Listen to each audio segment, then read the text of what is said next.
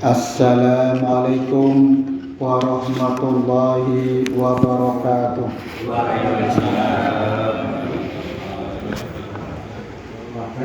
Alhamdulillah, nahmaduhu wa nasta'inuhu wa nastaghfiruh wa na'udzu billahi min shururi anfusina wa min sayyiati a'malina. May yahdihillahu fala mudhillalah wa may yudlilhu fala hadiyalah. Asyhadu an la ilaha illallah wahdahu la syarikalah wa asyhadu anna Muhammadan abduhu wa rasuluh la nabiyya wa la rasula ba'dah. Amma ba'du. Alhamdulillah, tiada hentinya kita memanjatkan puja dan puji syukur atas segala nikmat dan karunia-Nya. Kita masih diberikan nikmat oleh Allah Subhanahu wa taala. Nikmat itu tidak pernah putus, tidak pernah putus. Seperti halnya kita bernafas, nggak pernah lereng. Nek sholat wonten jedane waktu nggih. Tapi kita bernafas, kita mendapatkan nikmat dari Allah itu tidak pernah putus. Nikmat Allah itu terus mengalir dari kita lahir sampai saat ini dan sampai wallahu a'lam sesuai dengan tadi usia historis dan usia biologis. Nah, sekarang kita sedang berjuang untuk bagaimana usia biologis itu, usia kesehatan kita itu bisa lama. Nah, sementara di sisi yang lain kita harus mempunyai usia historis. Nah, usia historis ini adalah usia bagaimana waktu-waktu yang lewat pada diri kita itu dikonversi menjadi amal soleh. Jadi amal kesaenan, amal kebaikan itu harus terus diproduksi, harus terus kita lakukan tiada hentinya. Sekalipun tantangan, hambatan, godaan, rintangan itu senantiasa datang menghampiri kita. Sing paling cetha biasanya adalah MALAS, malas itu. Deawang-awangen, wegah atau aras-arasen. Niku adalah yuwaswisu fi sudurin nas. Itu adalah godaan, itu adalah hembusan dari setan. Ora usah ngaji nggo ngopo. Niku aku wis pinter, aku wis ngerti. Padahal ngaji itu tidak hanya sekedar itu ya, pengetahuan saja, tetapi adalah laku amal soleh. Jadi taklim itu penting supaya kita itu dicas. Sudah dicas saja masih tetap bolong-bolong untuk melakukan peluang kejahatan, kemaksiatan, apalagi ora tahu dicas. Kinten-kinten gimana itu? HP kita itu kalau tidak kita kasih baterai itu kira-kira bisa berfungsi enggak? Tidak ada manfaat kan? Tidak ada manfaatnya. Tidak bisa berfungsi. Sama hati kita. Jadi komponen di dalam diri kita itu ada jasmani dan rohani. Kalau jasmani dahar beraktivitas itu sudah cukup, tetapi yang namanya rohani juga perlu mendapatkan asupan gizi yang berkualitas. Maka gizi ini kita isi, kita penuhi dengan taklim atau menghadiri pengajian di mana saja, karena itu adalah sebagai sumber ilmu, itu adalah bagian dari ibadah ghairu mahdoh untuk kita laksanakan. Jamaah yang berbahagia, terima kasih diberi kesempatan kembali setelah 1 tahun mungkin ya. Saya 1 tahun kalau nggak salah tidak hadir di sini, dan alhamdulillah ini kita berjumpa lagi. Beberapa tahun yang lalu, beberapa tahun yang lalu, saya ingin menghatamkan kitab Himpunan Putusan Majelis Tarjih. Ini sudah sampai di halaman 26. Nggak tahu nanti sampai usia berapa kita, sampai di halaman 300 atau 400 ini. Nah, nanti kita habiskan. Dan kita masih pada posisi kitab iman atau bab tentang iman. Jadi kita di dalam menuntut ilmu, kita dalam taklim atau kita dalam belajar agama itu adalah ad-din an-nasihah ya. Agama itu adalah nasihat. Maka biasanya juga diulang-ulang aja sampai masih tetap ada pelanggaran ya. Ada yang lupa. Makanya itu sifat manusia tergesa-gesa, kemudian menuruti hawa nafsu, ini adalah gawan lahir ya. Maka upaya yang kita lakukan memang untuk senantiasa memperbaiki diri, untuk senantiasa mensucikan jiwa itu, mensucikan diri kita. Ya, mensucikan diri kita itu ya diantaranya adalah thalabul ilmi. Bersedia untuk menerima kritik, masukan, perbaikan. Nah, agama itu tadi nasihat.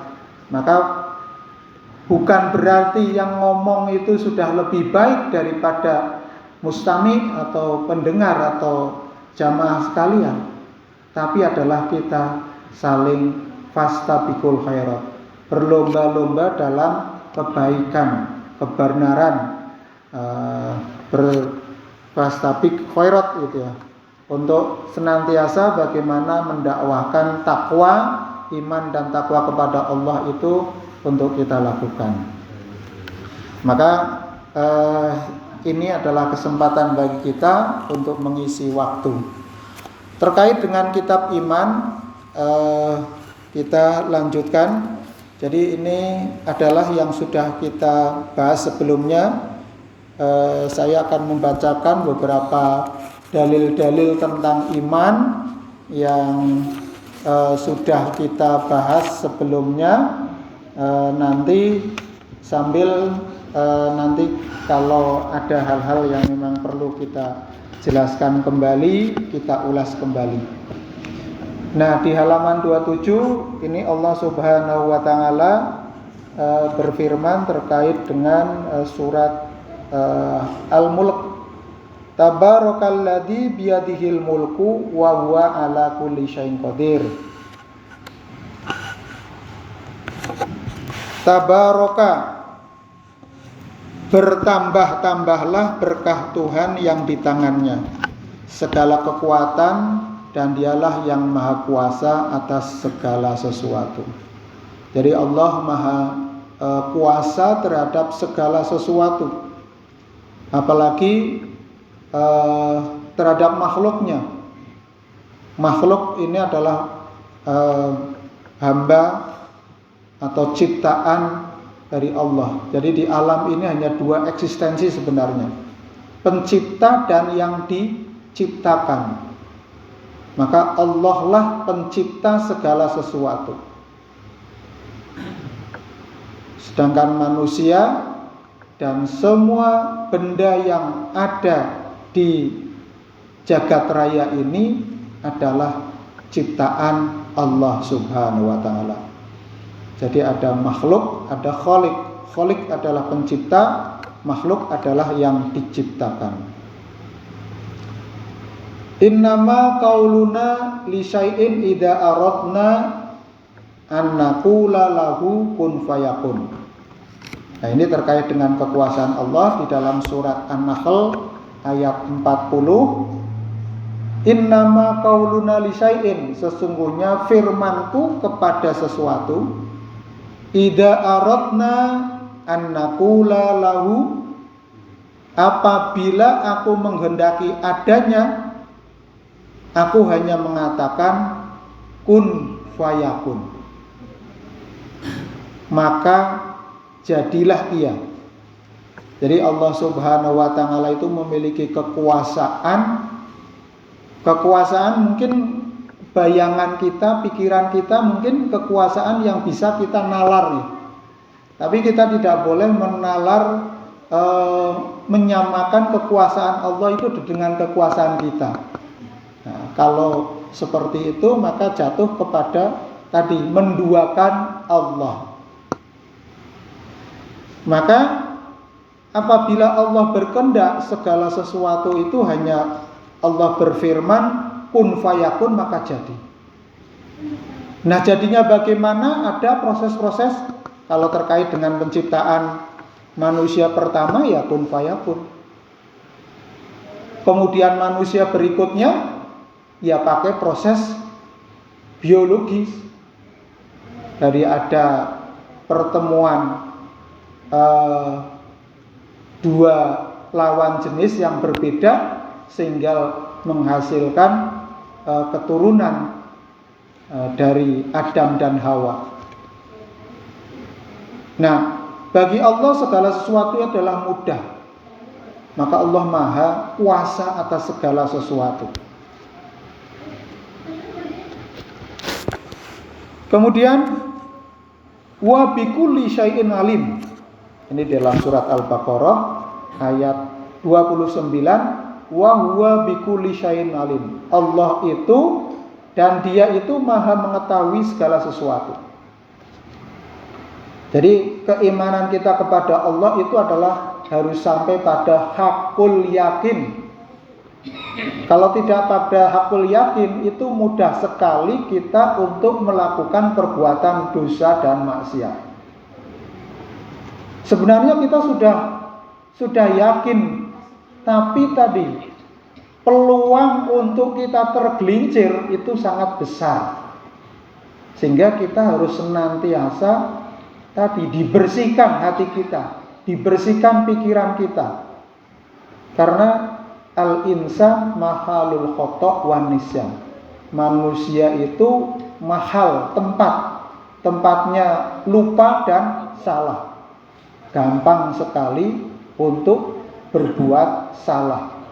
Gampang sekali untuk lupa. Maka kita harus senantiasa zikrullah, zikir, terus ingat kepada Allah di mana dan kapan saja. Sampai pada tempat yang terlarang untuk melakukan sesuatu, ke kamar mandi pun Islam mengajarkan. Nah, inilah agama yang sangat lengkap, mengajarkan kita untuk senantiasa zikir di mana saja. Mau ke kamar mandi juga berzikir dengan doa. Keluar dari kamar mandi juga doa. Hampir semua aktivitas yang kita lakukan sebenarnya diawali dengan bismillah dan hamdalah. Ini adalah sebagai suatu yang menandakan bahwa aktivitas yang kita lakukan itu bernilai ibadah.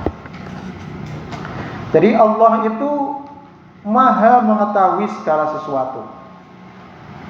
Jadi kalau kita melakukan apa saja, Allah tahu. Ya. Ungkapan kerennya itu Gusti Allah mboten sare. Yang Gusti Allah itu tidak tidur, tidak pernah tidur, tidak pernah ngantuk. Mengetahui.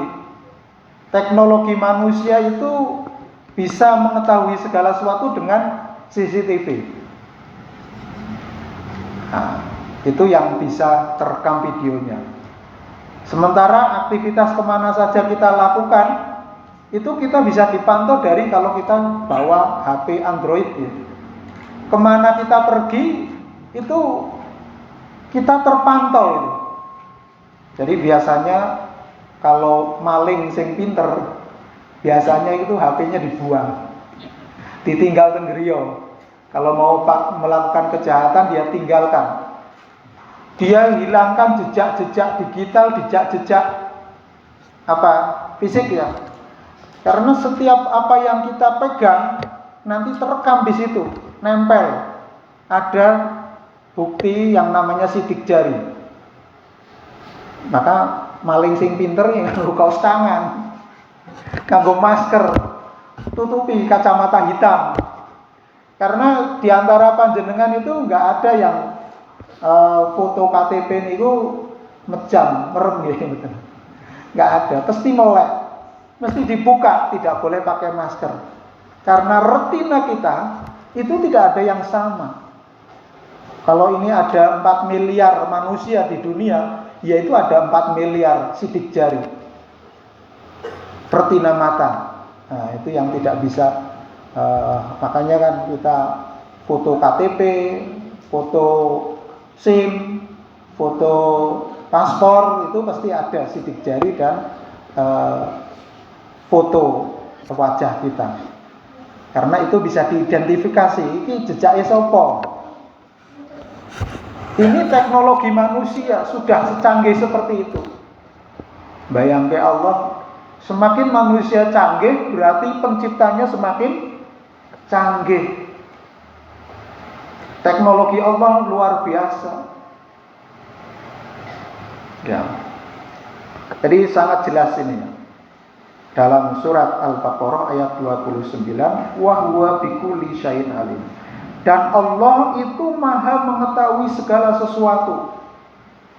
Kerenteking mana saja apa yang kita batin. Mungkin panjenengan pernah ngalami yang sudah nate pindah Mekah gitu, baik umroh maupun haji.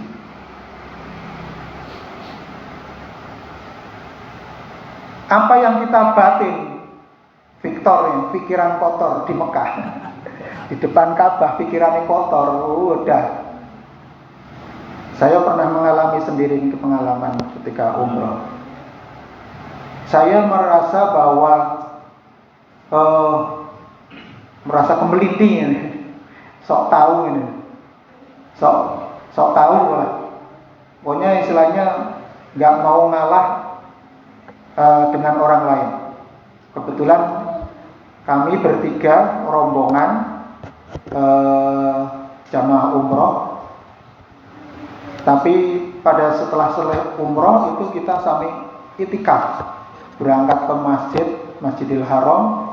Ya, mereka bisa bergelombang bersama-sama cari tempat atau tempat yang khusus untuk itikaf di masjid, membaca Al-Quran ataupun berzikir atau berdoa sebanyak-banyaknya di sana. Nah, setelah sholat itu kita pulang kembali. Nah, kebetulan kami bertiga, saya, istri, dan teman salah satu itu. Nah, ketika bertiga mau pulang itu sudah lali. Pintunya ini pintu piro, berapa itu?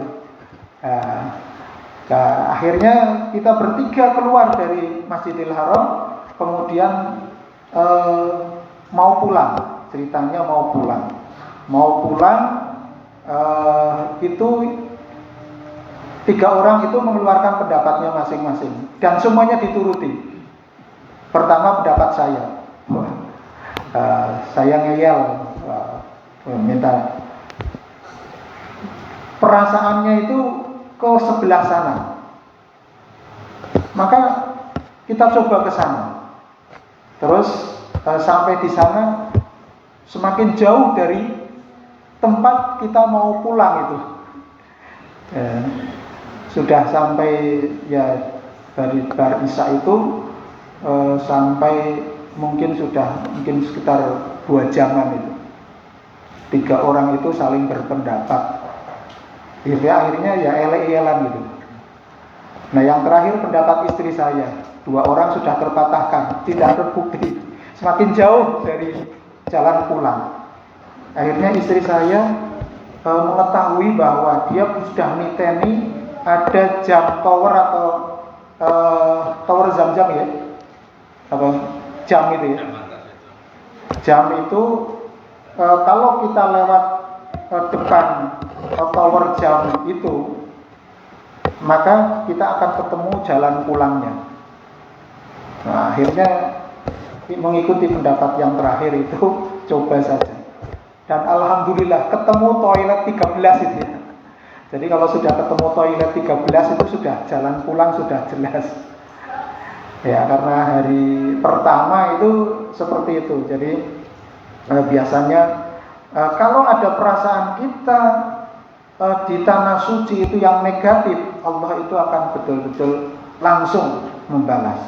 Maka betul ketulusan kita, keikhlasan kita dalam melakukan apa saja itu akan menjadi pintu terbuka bagi kita untuk menerima hidayah dari Allah Subhanahu wa taala. Jadi betul bahwa Allah itu adalah Maha mengetahui segala sesuatu. Apa saja yang dilakukan oleh hamba ini, Allah alimun khabir. Syai'un alim, ya, bikulli syai'un alim. Jamaah rahimakumullah, wasi'a rabbuna kulla syai'in ilma.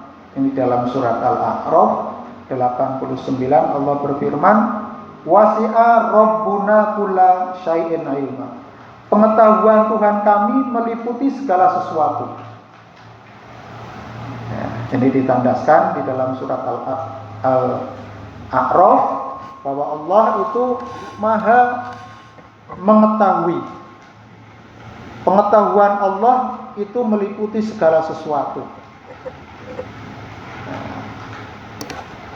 Sangat jelas sekali ini. Innallaha ya'lamu ma taf'alun.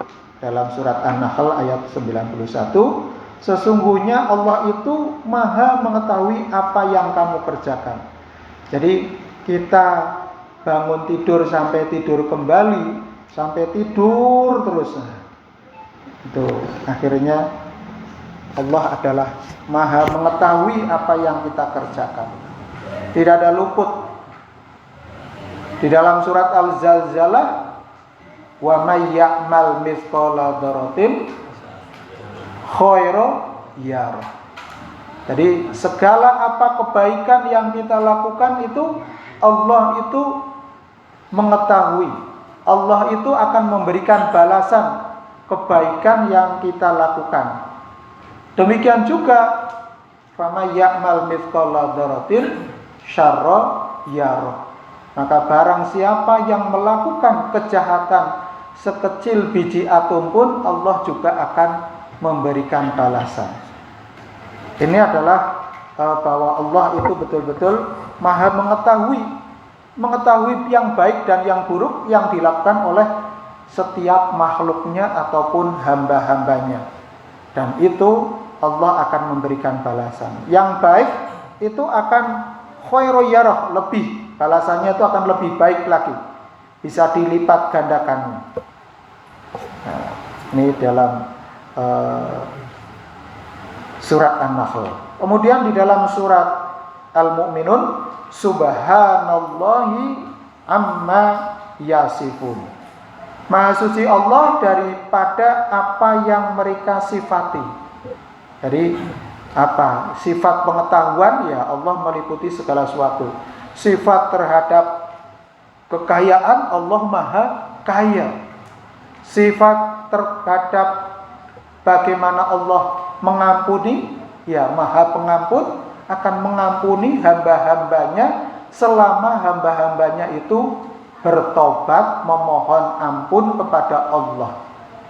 Maka Allah akan mengampuni kita. Allah akan memberikan ampunan kepada kita sesuai dengan sifat-sifat yang Allah miliki. Wa rabbuka yakhluqu ma yasha'u wa yahtaru. Dalam surat Al-Qasas ayat 68. Dan Tuhanmu menciptakan apa yang Dia kehendaki dan Dia pilih. Jadi kalau dalam proses terciptanya kita masing-masing, itu saudara kembar kita itu kan ada berjuta-juta sel sperma gitu. Tapi yang dipilih kok kita sekalian. Ini kan kita sudah hasil seleksi. Ini Allah memilih ini. Wa yahtar, kitalah yang terpilih. Nah, demikian juga orang yang diberikan hidayah oleh Allah itu adalah orang yang terpilih. Dan orang yang tersesat atau disesatkan oleh Allah itu juga orang yang terpilih.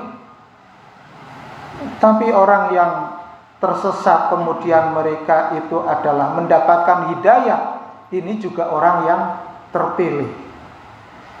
Jadi Allah memilih hamba-hambanya yang diridhoi ataupun yang dikehendakinya. Ini adalah terserah. Tapi kalau kita tidak bisa memilih sepenuhnya, kita mungkin bisa memilih melakukan kebaikan ataupun kejahatan. Tapi konsekuensinya kita juga yang akan menanggung dari apa yang kita lakukan. Maka bersyukurlah kita hari ini mendapatkan hidayah untuk bisa menghadiri pengaosan malam Kamis ini. Rabu. Malam Kamis ya? Rabu malam Kamis ya. Ya, semoga kita istiqomah ya insyaallah. Kemudian di dalam Al-Baqarah ayat 286 lillahil amru min qablu wa min ba'dur. Ini surat Rum ya. Lillahil amru min qablu wa min ba'du. Bagi Allah segala perkara pada sebelum dan sesudahnya. Jadi Allah itu mengetahui sebelum dan sesudahnya. Sebelum itu segala apa yang terjadi saat ini itu sudah tercatat di Lauhul Mahfuz. Jadi sudah tercatat di Lauhul Mahfuz. Dan sekarang terbukti itu adalah sudah diketahui oleh Allah. Dan nanti akan seperti apa Allah juga sudah mengetahui. Maka di dalam proses ini ada yang namanya ikhtiar.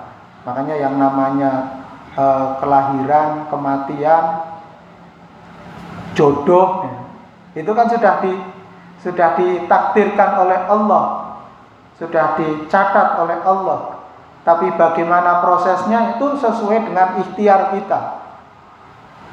Setiap orang kullu nafsin dha'iqatul maut. Setiap orang itu pasti akan berjumpa pati. Pati itu pasti. Nah, bagaimana kita menyiapkan pati kematian itu dengan segenap amal soleh kita? Nah, inilah pekerjaan kita. Tugas hidup kita yang kita siapkan. Jadi kerawuhan panjenengan mengikuti pengajian itu adalah prestasi besar. Itu yang bisa kita banggakan. Ini yang kita banggakan. Jadi kita harus yakin apa yang kita lakukan adalah harus mendapatkan balasan yang terbaik dari Allah. Nah, maka kita menyiapkan apa yang belum terjadi, yang akan terjadi. Tugas kita adalah berikhtiar, berusaha. Sedangkan takdir ini adalah urusan Allah. Kita bisa merubah takdir dengan apa? Dengan ikhtiar dan doa. Supaya kita tidak masuk neraka, ya kita berikhtiar dan berdoa, Rabbana atina fid dunya hasanah. Ya Allah, jauhkanlah, lindungilah kami dari siksa api neraka. Lakunya apa? Lakunya dengan beramal soleh, menghindari segala dosa dan maksiat. Ya, ini sehingga nanti bagi Allah segala perkara pada sebelum dan sesudahnya ini adalah Allah mengetahui. La yukallifullahu nafsan illa wusaha. Allah tidak membebani seseorang melainkan seimbang dengan kemampuan atau kekuatannya.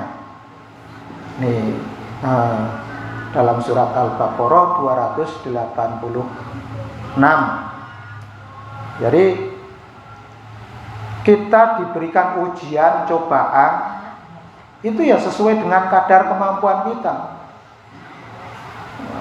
Aku tak milih jadi Pak Krido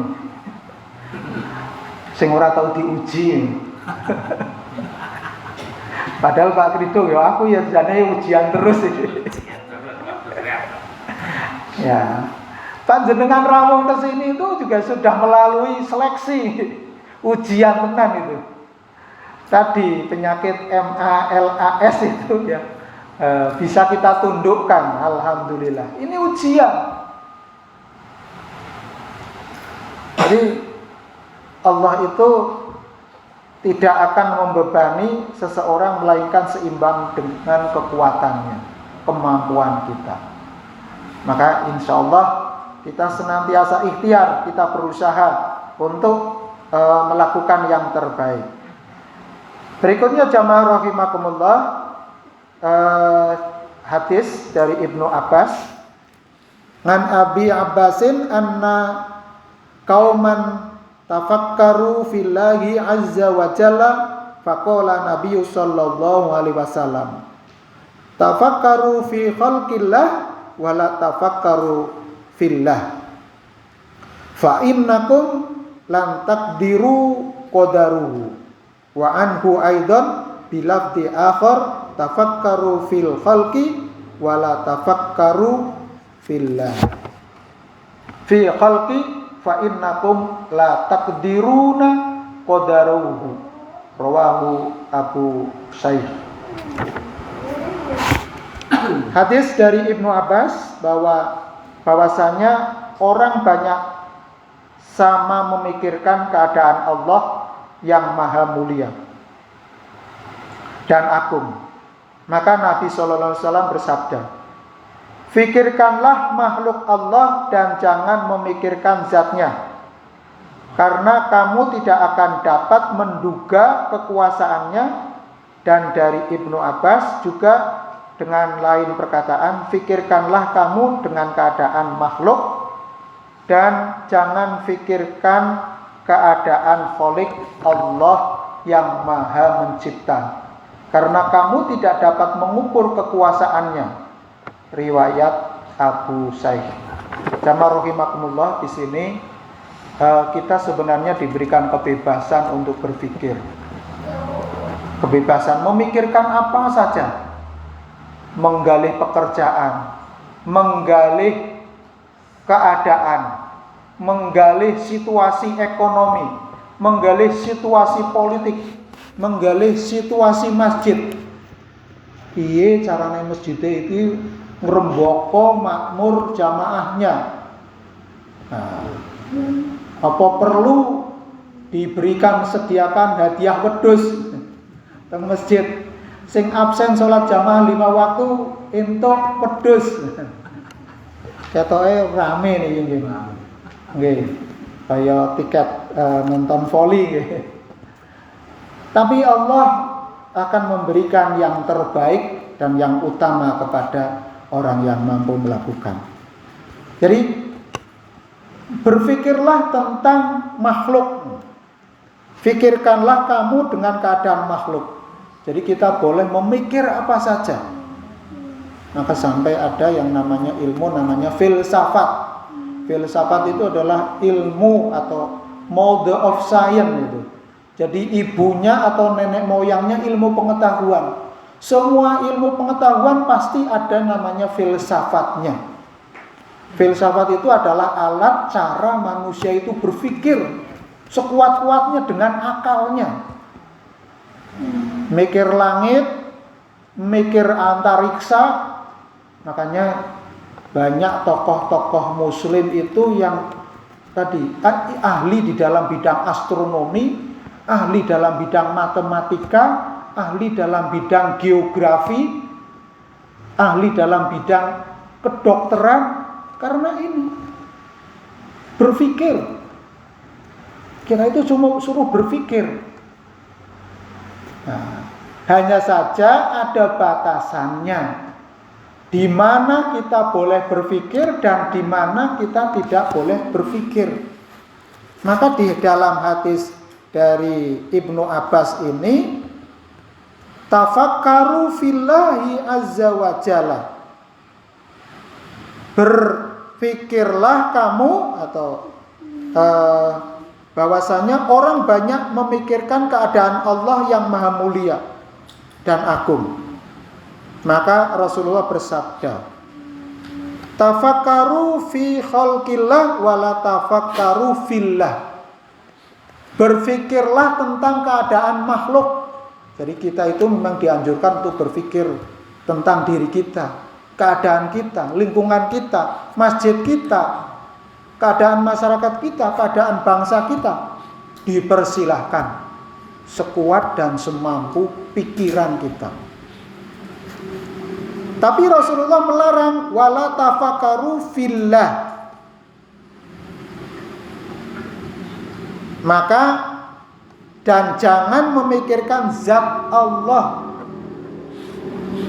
Biasa Allah, bagaimana Allah. Tapi cukup itu kita yakini. Karena kalau kita memikirkan sampai ini Nabi Musa pernah pengen gagas, pengen ketemu, pengen melihat zat Allah.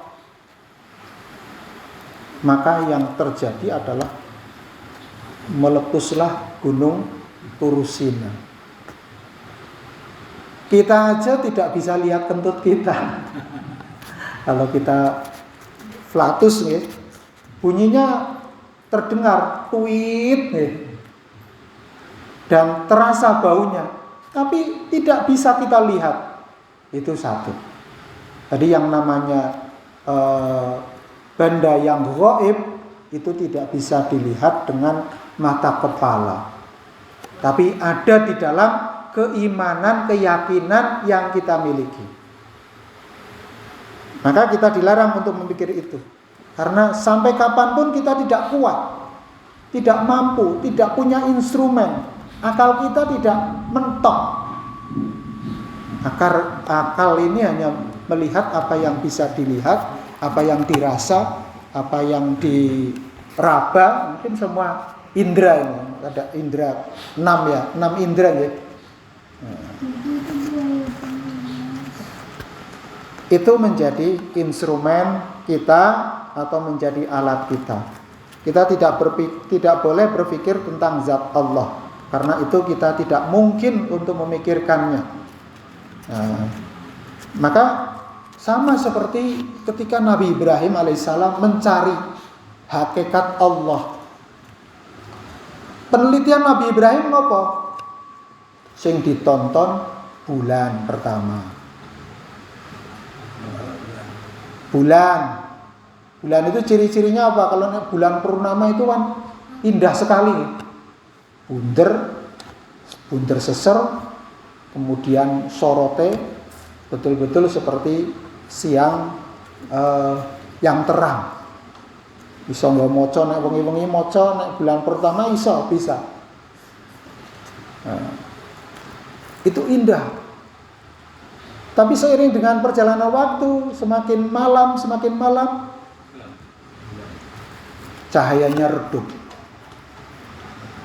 Maka kesimpulan Ibrahim, Tuhan itu tidak punya sifat-sifat yang seperti itu.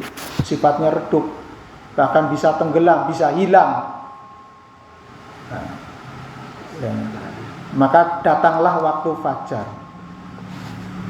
Fajar sodik, fajar kadhib, sampai pada betul-betul matahari itu meletek di timur, di atas ufuk ya. Begitu lewat ufuk itu garis bumi dengan langit itu sudah lewat, maka matahari itu akan terlihat. Nah, inilah dianggap bahwa ini Tuhan, bukan seperti bulan, sorotnya lebih kenceng, lebih kuat, dan cahayanya luar biasa. Tapi seiring dengan waktu sore, matahari juga gelap.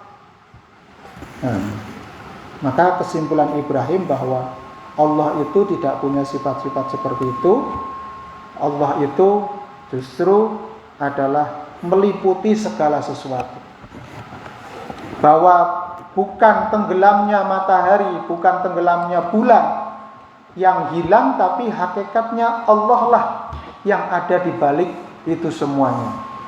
Maka Ibrahim bahwa Allah itu tidak bisa dilihat dengan mata kepala, tapi adalah hadir di dalam hati jiwa sanubari kita.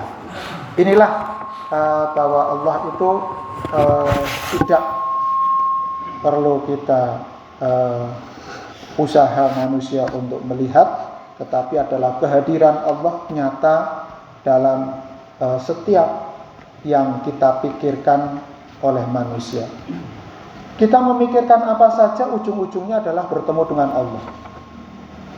Jenengan gagas nopo mawon, nanti undur-undurannya adalah yang namanya di dalam filsafat itu causa prima. Sebab dari segala sesuatu yang tercipta atau yang diciptakan.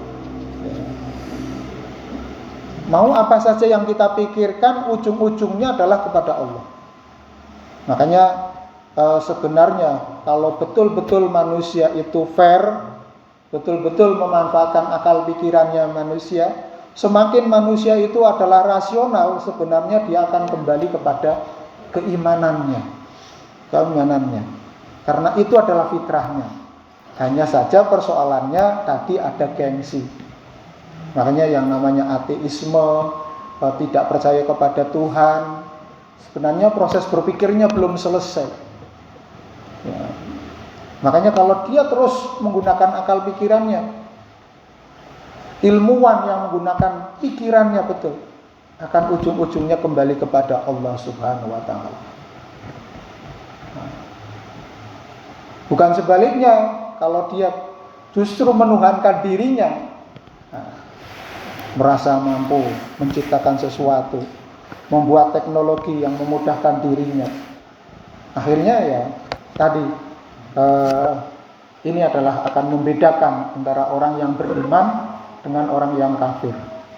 Mekaten yang bisa kami sampaikan, semoga kita lanjutkan pada pertemuan